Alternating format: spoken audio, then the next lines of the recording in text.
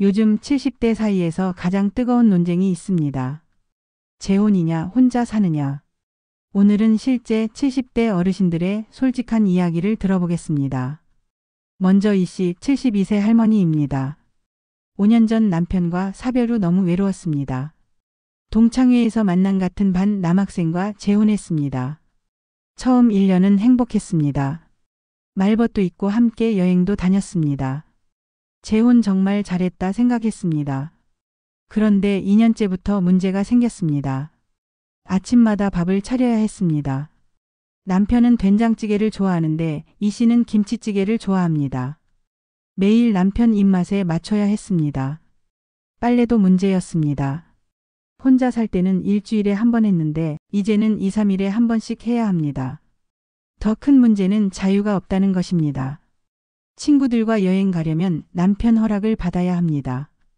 어디가? 언제 와? 계속 물어봅니다. 이 씨는 말합니다. 외로움은 덜했지만 자유를 잃었어요. 혼자 살 때가 더 편했어요. 정 씨 69세 할아버지도 비슷합니다. 65세에 재혼했습니다. 새 아내는 57세 12살 차이입니다. 처음에는 젊은 아내가 좋았습니다. 활기차고 요리도 잘했습니다. 하지만 곧 문제가 생겼습니다. 아내가 자꾸 밖으로 나가고 싶어 했습니다. 오빠 등산 가요. 여행 가요. 정 씨는 몸이 힘들어 따라가기 버거웠습니다. 더 힘든 건 아내의 자식들이었습니다. 아내의 딸이 자주 돈을 빌려달라고 했습니다. 거절하면 아내와 싸웠습니다. 정 씨는 말합니다. 재혼은 두 사람만의 문제가 아니에요. 양쪽 자식들, 친척들 다 엮여 있어요. 이번에는 혼자 사는 분들 이야기입니다. 김 씨 70세 할머니입니다. 5년 전 남편과 사별했습니다. 주변에서 재혼을 권했지만 거절했습니다. 이제 자유롭게 살고 싶어요. 처음 1년은 정말 좋았습니다. 늦잠도 자고 먹고 싶은 거 먹고 드라마도 밤새 볼 수 있었습니다. 그런데 2년째부터 외로움이 밀려왔습니다. 아침에 눈을 뜨면 말할 사람이 없습니다. 오늘 날씨 좋네 이런 말도 혼잣말입니다. 식사 시간이 가장 외롭습니다. 밥을 차려놓고 혼자 먹으면 목에 걸리는 느낌입니다. 밤이 더 무섭습니다. 텔레비전 소리라도 켜놓아야 집이 너무 조용합니다. 가끔 문 닫는 소리만 나도 깜짝 놀랍니다. 가장 힘든 건 아플 때입니다. 작년에 감기가 심하게 왔는데 병원 가려고 택시를 불렀습니다. 그때 누가 옆에 있으면 하고 울었습니다. 김 씨는 말합니다. 자유는 있지만 외로워요. 재혼할 걸 그랬나 싶어요.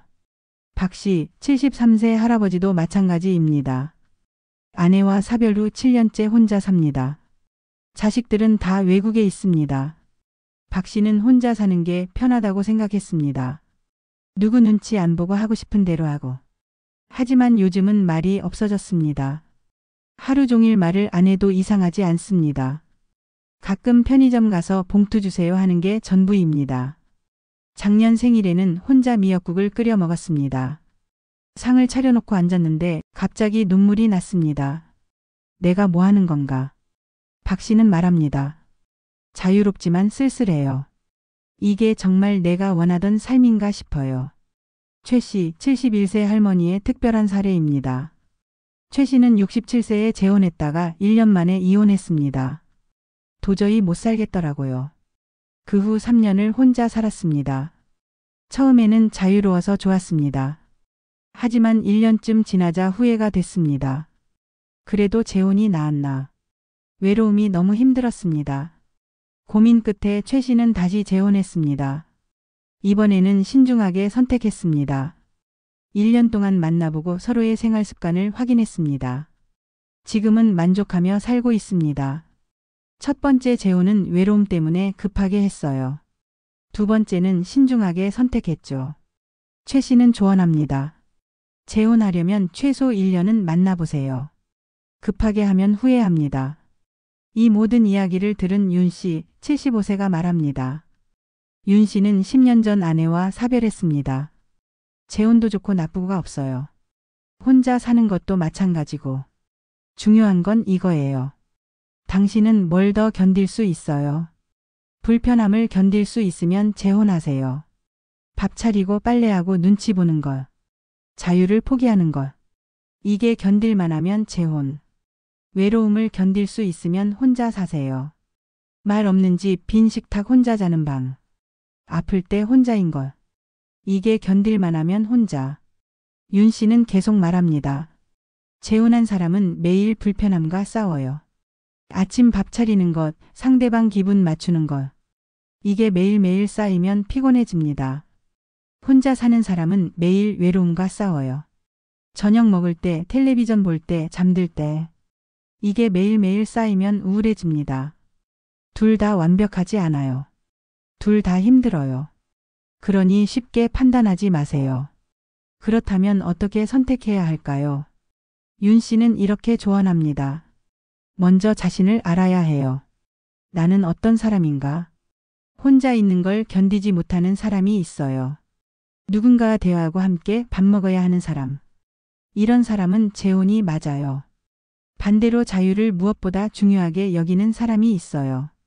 누구 눈치 안 보고 살고 싶은 사람. 이런 사람은 혼자가 맞아요.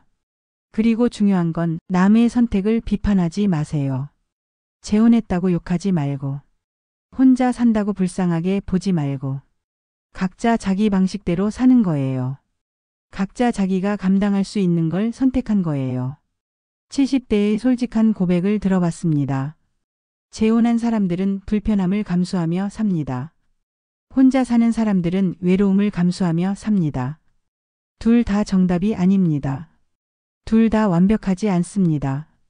중요한 건 당신이 뭘 선택하느냐가 아니라 선택한 것을 어떻게 받아들이느냐입니다. 재혼했으면 불편함을 받아들이세요. 이 정도는 감수할 수 있어 생각하세요. 혼자 살면 외로움을 받아들이세요. 이 정도는 견딜 수 있어 생각하세요. 그게 인생입니다. 완벽한 선택은 없습니다. 하지만 당신이 선택한 그 길을 당신이 어떻게 걷느냐가 중요합니다. 재혼이든 혼자든 당신의 선택을 존중합니다. 그리고 기억하세요. 남의 선택을 비판할 자격은 누구에게도 없습니다. 각자의 인생, 각자의 방식대로 살아가는 겁니다.